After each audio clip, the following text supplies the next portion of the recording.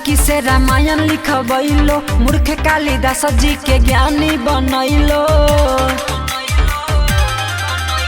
ऋषि वाल्मीकि से रामायण लिखबैलो, मूर्ख कालिदास जी के ज्ञानी बनैलो। मौडो जी बिना नहीं तो डोलई छपतैया, हे मोर सरस्वती मैया हमरो बना गबैया, हे मोरी सरस्वती मैया साले साले करब पूजैया, हे मोरी सरस्वती मैया।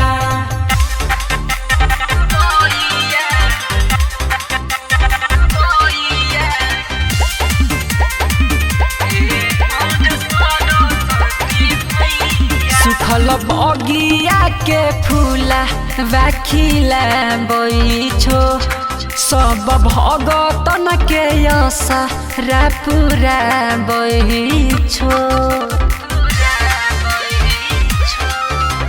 हमरो तो देखा बने रहिया हे मैया, जल्दी जगह बने भगिया ए मैया।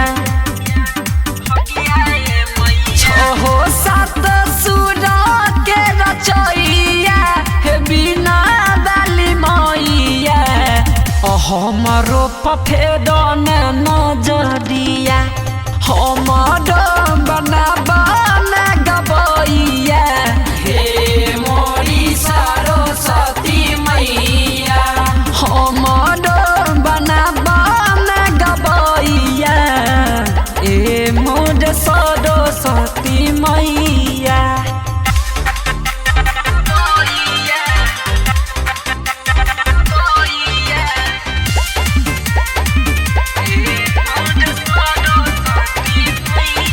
मैया करन हमारा पदाया है, तनी देख बन सेवा का पमाया है। अखले जई बंटी के शरण लगाब हे मैया, राम मनीष के दुखावा दूर भगाब हे मैया। सेवा का सूरज बाप मैया फेर नजरिया, साले साले करब पूजैया हमरो बना गबैया, हे मोरी सरस्वती मैया हमरो पफेर नजरिया, हे मोरे सरस्वती मैया।